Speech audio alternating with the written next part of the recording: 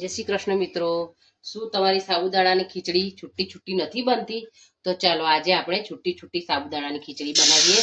એની માટે મેં એક બાઉલ સાબુદાણા લઈ લીધા છે. આ પાણીથી સરસ ધોઈ લઈશું.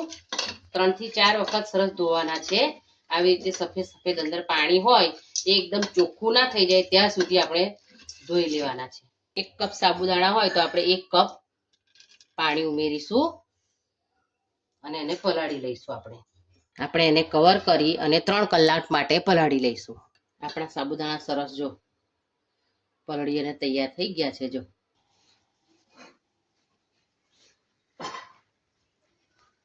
સાબુદાણાની ખીચડીનો વઘાર કરી લઈશું.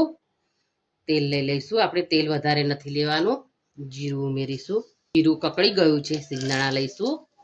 સિંગદાણાને પણ થવા દઈશું. આપણે લીલા મરચાં ઉમેરીશું. લીલા મરચાં તમે વધારે ઓછા તમારી તીખાશ પ્રમાણે, તમને તીખું ગમતું હોય એ પ્રમાણે લઈ શકો છો. સિંગદાણા મરચાં સંતળાઈ ગયા છે. મીઠી લીમડીના પાન ઉમેરીશું. એક બટાકાને સમારીને રાખ્યું તે આપણે ઉમેરી લઈશું.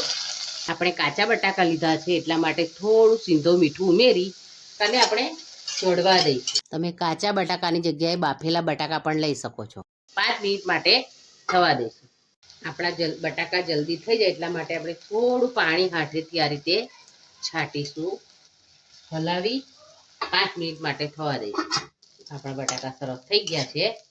સાબુદાણા પલાળીને રાખ્યા તે આપણે ઉમેરી લઈશું. એકદમ છૂટા છૂટા સરસ સાબુદાણા થયા છે. આ રીતે તમે સાબુદાણા પલાળશો ને તો તમારા સાબુદાણા એકદમ આ રીતે છૂટા રહેશે. મિક્સ કરીશું. ટેસ્ટ મુજબ સિંધો મીઠું ઉમેરીશું. બસ આપણે અહીંયા સિંધો મીઠું જ ખવાય એટલે આપણે સિંધો મીઠું જ ઉમેરવું. અડધી ચમચી ખાંડ ઉમેરીશું. 1 ચમચી ક્રશ કરેલા સિંગદાણા ઉમેરીશું. બરાબર ઢાંકીને આપણે 5 મિનિટ માટે સાબુદાણાને બફાવા દઈશું. આપણે જોઈ લઈએ કે આપણી ખીચડી થઈ ગઈ છે નહીં. આપણી ખીચડી તૈયાર થઈ ગઈ છે. આપણે ગેસની ફ્લેમ ઓફ કરી અને એમાં લીંબુ રસ લઈ લઈશું. લીલા ધાણા ઉમેરી લઈશું. મિક્સ કરી લઈશું. જોઈને ખાવાનું મન થઈ જાય એવી સરસ સાબુદાણાની ખીચડી આપણી તૈયાર થઈ ગઈ છે. કોના કોના મોંમાં પાણી આવી ગયું સાબુદાણાની ખીચડી જોઈને એ જરા મને કોમેન્ટમાં લખીને જણાવજો. સરસ છૂટી છૂટી આપણી સાબુદાણાની ખીચડી તૈયાર થઈ ગઈ છે. જો તમારી સાબુદાણાની ખીચડી આ રીતે છૂટી ન થતી હોય તો મેં બતાવેલી રીત તમે ફોલો કરશો તો જરૂર તમારી સાબુદાણાની ખીચડી આવી છૂટી તૈયાર થશે. અને જો કોઈ ઉપવાસ ના કરતું હોય તો એને પણ આ સાબુદાણાની ખીચડી જોઈને ઉપવાસ કરવાનું મન થશે. ધાણાથી એને ગાર્નિશ કરીશું અને મેં એને દહીં અને ફરાળી ચટણી સાથે સર્વ કરી છે. ફરાળી ચટણીની રેસીપી મેં મારા સાબુદાણા બટાકા વડાની રેસીપીમાં મૂકેલી છે, તો તમે જઈને જોઈ શકો છો. અને મેં જે ઘરે બટાકાની છીણ બનાવી હતી એની સાથે મેં એને આ સર્વ કરી છે. આ બટાકાનું છીણ મેં ઘરે તૈયાર કર્યું હતું. એ પણ મેં મારા ચેનલ પર રેસીપી મૂકેલી છે.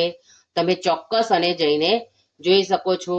બટાકાની વેફર અને બટાકાની છીણ બનાવવાની રેસીપી મેં મારા ચેનલ પર મૂકેલી છે. ત્યાં જઈને તમે જોઈ શકો છો. હજુ સુધી તમે મારી ચેનલ ભાવનાસ કિચનને સબસ્ક્રાઇબ ના કરી હોય તો જરૂર કરી દેજો. ફરી મળીશું. Thank you.